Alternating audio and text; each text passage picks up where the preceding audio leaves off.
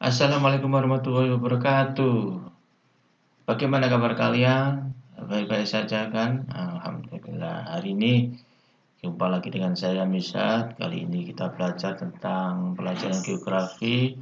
Tema yang kita bahas pada hari ini adalah tentang kualitas penduduk, bonus demografi, permasalahan dan data kependudukan. Baiklah, mari kita awali pembelajaran hari ini dengan bacaan basmalah ya. Bismillahirrahmanirrahim. Nah, kita bacakan saja kompetensi dasar yang harus kita kuasai pada pertemuan kali ini, sama ya dengan pertemuan yang sebelumnya, yaitu menganalisis dinamika kependudukan di Indonesia untuk perencanaan pembangunan. Yang ini adalah kompetensi dasar keterampilannya, masih belum kita sampaikan hari ini ya. Untuk tujuan pembelajarannya adalah ini ada 4, siswa memahami kualitas penduduk ya, dan IPM atau indeks pembangunan manusia. Yang kedua, siswa memahami bonus demografi dan dampaknya pada pembangunan. Yang ketiga adalah siswa memahami tentang permasalahan kependudukan. Dan yang terakhir, yang keempat, siswa memahami tentang sumber data kependudukan. Nah, supaya tidak lama, kita bahas yang pertama tentang kualitas penduduk dan indeks pembangunan manusia IPM. Tapi kita jelaskan secara singkat saja. Detailnya ya ada di buku kalian yang sudah saya minta untuk kalian jadikan literatur ya. Nah, kita sering mendengar kata-kata kualitas penduduk atau kualitas sumber daya manusia ya, termasuk indeks pembangunan manusia. Lah, apa sih kualitas penduduk atau sumber daya manusia itu? Adalah merupakan faktor penting yang menentukan maju tidaknya suatu negara. Jadi sumber daya manusia atau kualitas penduduk itu adalah sesuatu yang penting ya. Mungkin kita sedikit cerita tentang negara yang punya kualitas penduduk yang bagus, walaupun negaranya kecil atau tidak punya sumber daya alam, dia menjadi maju karena kualitas penduduk atau kualitas sumber daya manusianya. Contoh Singapura kan begitu. Singapura itu negara kecil, tidak punya sumber daya, tapi dia bisa maju ya karena apa? Kualitas penduduknya. Intinya saya ingin menyadarkan bahwasanya kualitas penduduk atau sumber daya manusia itu penting bagi kemajuan sebuah bangsa. Jadi ini yang menjadi titik tekan saya ya. Berikut aspek-aspek penting bagi kualitas penduduk. Jadi negara yang dikatakan penduduknya berkualitas itu harus ada aspek-aspek penting yang diperhatikan. Ya, apa itu? Yang pertama adalah tingkat pendidikan. Jadi negara itu biasanya kualitasnya penduduk bagus, itu bisa dilihat dari tingkat pendidikan, ya. Tingkat skill yang dimiliki ya. Oleh karena itu, negara yang skill pengetahuannya bagus, tingkat pendidikannya bagus, itu biasanya kualitas penduduknya bagus ya, gitu ya. Yang kedua adalah kesehatan. Jadi negara yang penduduknya sehat ya, negara yang penduduknya itu tidak sakit-sakitan, ya, itu berarti kualitasnya juga bagus ya. Kalau pada tingkat pendidikan itu pada kualitas yang sifatnya non material, untuk kesehatan ini untuk material ya. Jadi di dalam tubuh yang sehat ini ada jiwa yang sehat. Insya Allah demikian. Walaupun tidak mesti demikian ya. Tetapi kesehatan badan, kesehatan fisik itu penting. Untuk menunjang kesehatan mental ya, karena kita dengan sehat fisik maka kita bisa beribadah juga kan ya. Jadi kesehatan fisik juga menunjang kesehatan spiritual atau mental atau non fisik ya. Kemudian yang ketiga adalah pendapatan per kapita. Jadi orang itu kalau ekonominya bagus, insya Allah juga kualitasnya bagus ya, karena apa ya, di dalam kehidupan kita membutuhkan ekonomi atau finansial yang bagus. Bahkan untuk ibadah aja ya butuh finansial yang bagus ya. Haji umroh butuh dana, zakat, infak, sedekah juga butuh dana. Nah, maka pendapatan bagi seorang penduduk atau bahkan orang muslim itu harus punya pendapatan per kapita yang bagus atau ekonomi finansial yang bagus. Ini penting. Nah, inilah semuanya dirangkum dalam istilah Human Development Index atau indeks sumber daya manusia, atau kalau di Indonesia itu sering disebut sebagai indeks pembangunan manusia, atau IPM. Nah, ini ada metode baru IPM, metode baru tahun 2014, di mana angka IPM Indonesia itu masih 68,90 ya. Kemudian angka harapan hidup saat lahir itu 70,59 tahun. Jadi Indonesia ini berarti orang rata-rata meninggal usia 70,59 tahun. Rata-rata ya. Kemudian rata-rata lama sekolah itu 7,73 tahun. Jadi mungkin kalau disetarakan ya SMP kelas 1 atau naik kelas 2 sudah keluar, itu rata-rata penduduk Indonesia ya. Kemudian lama sekolah ini rata-ratanya itu sekian. Nah, harapannya kita ini sampai 12,39. Artinya itu makanya ada istilah wajib belajar 12 tahun. Sehingga kalau bisa SMA lah ya, kelas 3, maka itu harapannya. Harapan lama sekolah itu kita masih SMP kelas 2 rata-rata. Tapi harapan kita kalau bisa anak-anak lulus SMA. Makanya wajib belajar 12 tahun itu dicanangkan oleh pemerintah Indonesia. Kemudian ini ada pengeluaran ya, per kota tahun yang ini untuk Desember ya. Itu ada 9.903.000. Ini pendapatan per kapita. Jadi kita masih rendah sekali ya pendapatan pengeluaran per kapita per tahun. Itu masih 9.903. Artinya kalau di rata-rata penghasilan penduduk di Indonesia ini ada masih di bawah 1 juta per tahun. Ini kan sangat kecil sekali ya. Oleh karena itu ini 2014 yang mudah-mudahan sekarang 2021 sudah berubah menjadi lebih baik walaupun kondisi pandemi ya. Oke. Nah, kita bicara sekarang tentang bonus demografi ya. Kalau tadi adalah kualitas penduduk ya. Ingat tadi kualitas penduduk ditentukan oleh 3 hal, yaitu pendidikan, pendapatan, dan kesehatan. Nah, sekarang bonus demografi, kita sering mendengar kata-kata bonus demografi. Apa itu bonus demografi dan dampaknya terhadap pembangunan? Nah, bonus demografi merupakan bonus yang dinikmati suatu negara karena besarnya proporsi penduduk produktif tentang usia 15-64 tahun dalam evolusi kependudukan. Nah, bonus demografi akan mencapai puncaknya sekitar mulai tahun 2020 sampai dengan 2030. Bahkan ada yang mengatakan puncaknya itu bukan 2030 tapi 2045. Lah ini ya literasi yang berbeda ya. Memang tidak ada yang salah di sini, tetapi ya perbedaan literasi aja sudut pandang ya. Nah, ini contoh piramida penduduk Indonesia saat terjadi bonus demografi. Kita lihat usia produktif atau 15-64 tahun itu sekitar, nah ini kan 15-34, bahkan ini yang dikhususkan itu mencapai 34,45%. Ini baru yang sampai 34. Belum lagi kalau kita naikkan ke 64. Nah, ini kan produktif juga ya. Maka nilai produktif kita intinya itu sangat besar. Usia produktif kita, usia kerja itu banyak. Oleh karena itu menyikapi bonus demografi itu sebenarnya yang paling dibutuhkan adalah bagaimana menampung anak-anak muda ini supaya supaya terwadahi dalam bentuk apa ya. 1 adalah lapangan kerja, 2 adalah fasilitas pendidikan, ya itu.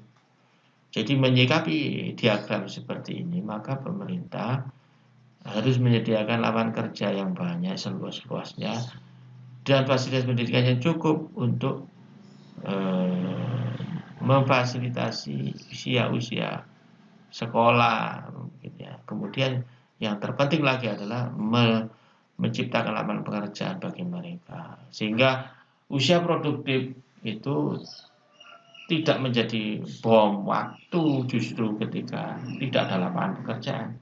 Oleh karena itu, dengan usia produktif yang banyak ini bisa menjadi berbalik menjadi sebuah kehancuran bagi bangsa kalau kita tidak mampu menyediakan lapangan kerja dan fasilitas pendidikan yang bagus bagi mereka.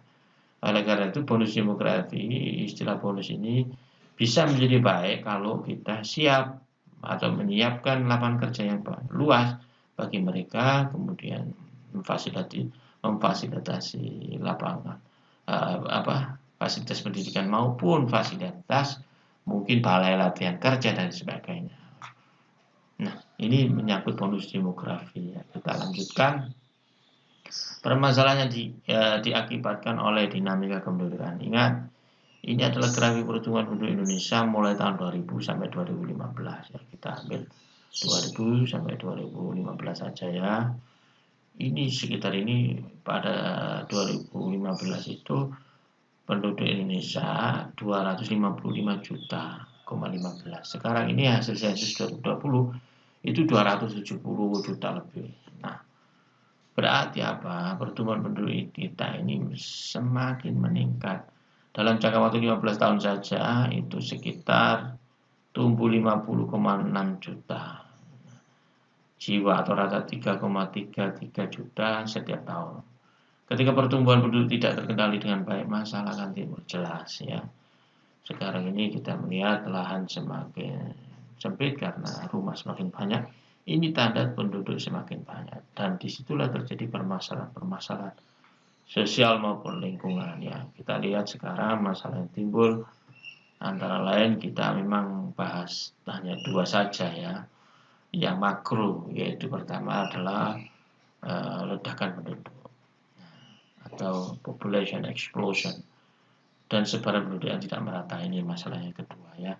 Jadi ledakan penduduk atau jumlah penduduk yang meningkat drastis ini adalah keadaan penduduk dengan laju pertumbuhan yang cepat sebagai akibat dari tingkat kelahiran yang tinggi sedangkan tingkat kematian menurun secara tajam. Ingat sekarang ini kan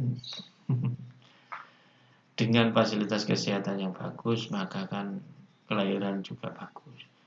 Kemudian kematian juga rendah ya karena memang masyarakat sudah semakin sejahtera sehingga harapan hidupnya kan tinggi. Cuma memang kalau kelahiran tinggi itu hanya di kalangan tertentu karena orang di kota-kota besar itu malah cenderung tidak suka punya anak banyak. Nah, oleh karena itu di Indonesia ini memang yang terjadi itu angka kelahiran itu menurun ya, tetapi tingkat kematian juga menurun sehingga ledakan penduduk juga terjadi walaupun tidak sampai explosion saya katakan, tapi pertumbuhan penduduknya yang cukup besar gitu ya. Sehingga ini berdampak negatif dari ledakan penduduk adalah terjadinya over exploitation terhadap lahan pertanian serta semakin banyak kebutuhan lapangan pekerjaan. Ini makanya saya tadi sudah memberikan mukadimah di depan bahwasanya sudahlah kita lihat sekitar kita banyak sawah-sawah yang berubah menjadi pemukiman, menjadi fasilitas yang memaksa tanah itu menjadi tidak produktif ya untuk lingkungannya sehingga daerah ruang terbuka hijau di kota-kota semakin berkurang. Kalau kalian bisa melihat di Kalimantan itu terjadi banjir, di Jawa juga banjir, bahkan di Malang ini juga banjir. Itu tidak lain karena over eksploitasi lahan. Sehingga kalau saya lihat sawah-sawah dulu saya lihat banyak sawah menjadi rumah. Sehingga daerah yang resapan air semakin berkurang. Ya, jadi air dulu jatuh itu meresap ke tanah, sekarang mengalir semuanya. Sehingga apa? Apalagi nanti saluran airnya tersumbat maka terjadi banjir. Kita lihat di Malang sudah sering terjadi banjir. Ini adalah akibat awalnya adalah dari penduduk yang semakin banyak sehingga membutuhkan lahan yang semakin banyak untuk perumahan sehingga daerah resapan air berkurang, air mengalir kemudian tersumbat oleh saluran air, terjadilah genangan, dan itulah yang namanya banjir, ya. Yang kedua adalah persebaran penduduk tidak merata. Ini juga masalah, ya. Kita tahu bahwasanya penduduk yang paling padat ini adalah di Jawa, dan provinsi yang paling padat adalah Jakarta. Nah, ibarat perahu Jawa ini perahu kecil tapi penumpangnya banyak. Ya, penumpang di Jawa ini, ya, ini hampir 60% penduduk Indonesia ada di Jawa. Nah, yang 40% itu tersebar di luar Jawa. Nah, ibarat perahu ini adalah perahu yang kecil ditumpangi penumpang yang banyak. Sementara ini adalah perahu-perahu besar tapi penumpangnya sedikit. Nah, kalau kita ibaratkan perahu, kalau banyak penumpangnya nanti khawatir tenggelam.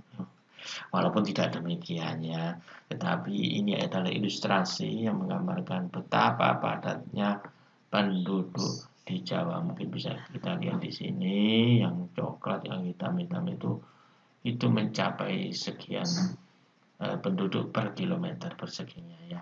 Untuk mengatasi masalah persebaran penduduk yang tidak merata, pemerintah melaksanakan beberapa program seperti transmigrasi. Nah, ini transmigrasi ini supaya pindah, ya, dari Jawa keluar Jawa, disebar kemana-mana sehingga mengurangi kepadatan Jawa.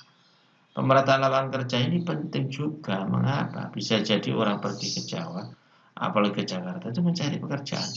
Oleh karena itu, bagaimana di desa-desa dikasih pekerjaan, ya, di Sumatera, Kalimantan dikasih pekerjaan semua, sehingga orang tidak mencari kerja ke Jawa atau ke Jakarta, sehingga akan merata secara alami kalau pekerjaan itu merata, ya. Dan program KB lah ini juga keluarga berencana, ya, intinya cukup 2 anak atau tidak banyak anak, mungkin begitu maksudnya, ya. Tampak bahwa kepada penduduk di Indonesia belum merata kepada penduduk di Pulau Jawa, ya kan, yakni Provinsi DKI Jakarta dengan kepadatan sebesar 15.327,97 jiwa per kilometer. Jadi sangat padat Jakarta ini, ya. Nah, kepadatan penduduk terendah terdapat di Provinsi Kalimantan Utara dengan kepadatan sebesar 8,51 jiwa per kilometer. Kalimantan Utara, Tarakan, ya, di sini sekitar sini, ya. Ini ada Kalimantan Utara di sini, ya. Nah, ini cuma 8,51 bandingkan 8 atau 9 lah, ya, dengan 15.327, jauh sekali, ya. Nah, oleh karena itu berarti ini menunjukkan tidak meratanya penduduk Indonesia, ya. Ini masalah yang harus dipecahkan, dan kita tahu solusinya tadi, kita harus adakan transmigrasi, pemerataan lapangan pekerjaan, ya, termasuk pemerataan lapangan pendidikan, ya. Karena orang ada yang ke Jawa karena ingin sekolah di Jawa, karena sekolah di Jawa lebih maju katanya. Oleh karena itu kita bangun fasilitas pendidikan yang maju juga di daerah-daerah luar Jawa. Nah, ini penting bagaimana supaya tidak terjadi lonjakan penduduk di Jawa, ya. Kemudian kita sekarang berbicara tentang sumber data kependudukan.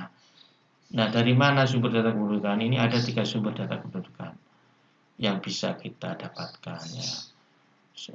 3 sumber data kependudukan, kita memperoleh jumlah penduduk itu berapa sih sekarang?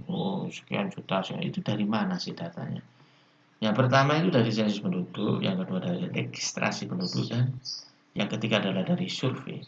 Nah, yang pertama sensus penduduk. Sensus penduduk merupakan perhitungan jumlah penduduk di suatu negara dengan mengumpulkan, menghitung, dan menyusun data penduduk, baik penduduk asli maupun pendatang, pada waktu tertentu dan di wilayah tertentu.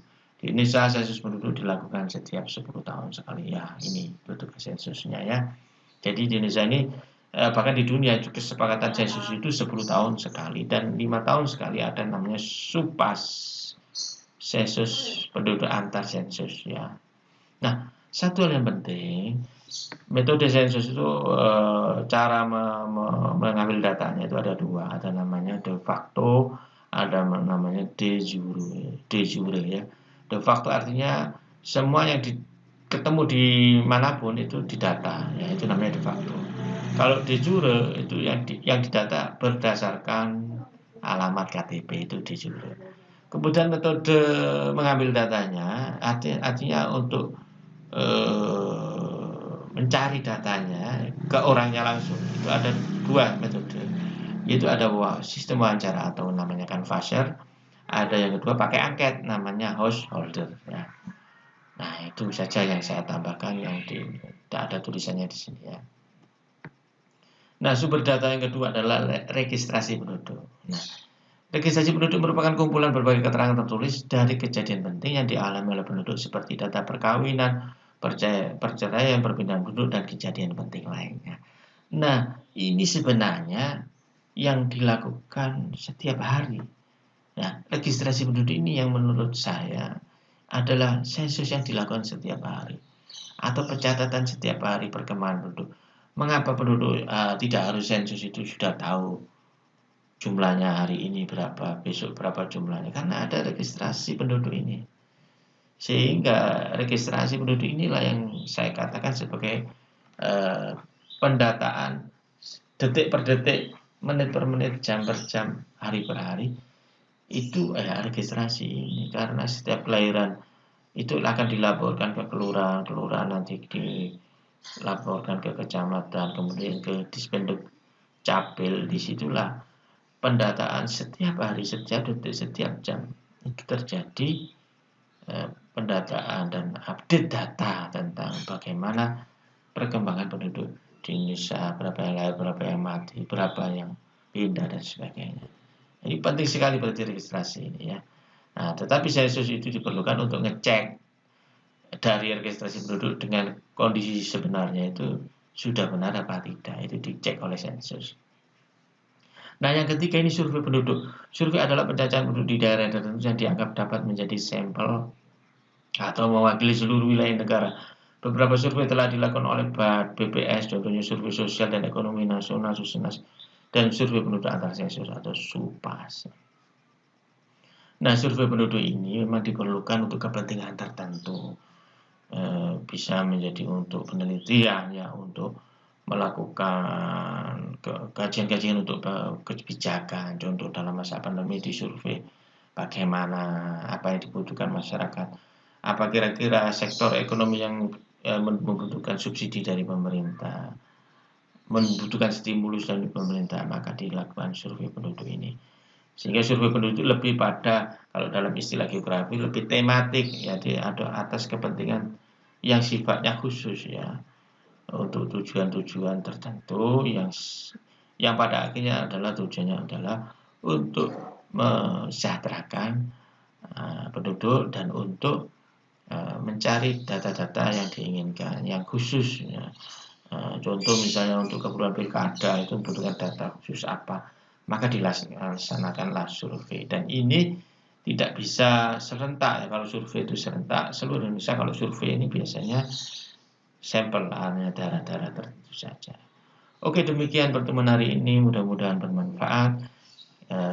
Saya akhiri pertemuan ini, tapi sebelumnya saya pesan kalau ada pertanyaan, ada yang nggak jelas dan sebagainya, kalian bisa bertanya ke saya baik lewat chat, lewat video, komentar di kolom komentar di video YouTube ini, atau bisa langsung WA ke nomor WA HP saya, atau bisa call video ke saya atau call saya. Oke. Dari saya cukup sekian. Kita ketemu pada pertemuan mendatang. Mudah-mudahan kalian paham dengan apa yang kita pelajari hari ini.